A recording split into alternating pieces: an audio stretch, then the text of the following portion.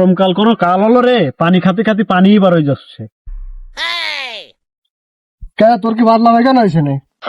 না রে, গরমেতে গাতে ঘাম বের হয়ে যাচ্ছে। শীতকাল আসতে আসতে মানুষজন কম্বল খাতা দান করে, এই যে গরমকাল আইছে কেউ একটা এসি ফ্রিজও তো দান করতে পারে। একটা টেবিল ফ্যান নয়তো একটা হাত পাখা তো দান করতে পারতো।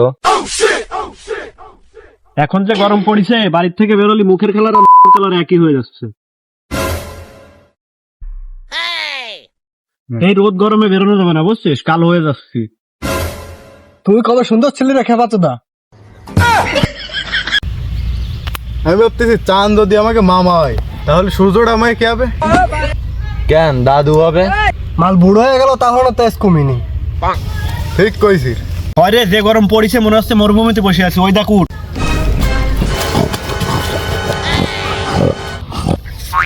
উঠ না শুয়োর। সোয়েটার সোয়েটার সোয়েটার 5 পানির দামে sweater sweater sweater sweater packet আছে, টুপি আছে, সোয়েটার আছে, 5 পানির দামে সোয়েটার সোয়েটার সোয়েটার সোয়েটার।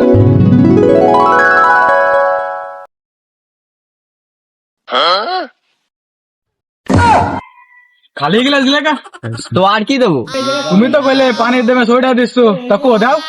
হাট, পানির দামে মানে পানির বদলে না, 100 টাকা করে পিচ, অনেক কম দামে দিচ্ছি। দূর বাড়া, রোদের মধ্যে মাথা খারাপ করতে চলে। এই কাকা তো বলো কম দামে সোয়েটার দিচ্ছে, চল যাই দুটো কিনে নিয়ে আসিবে।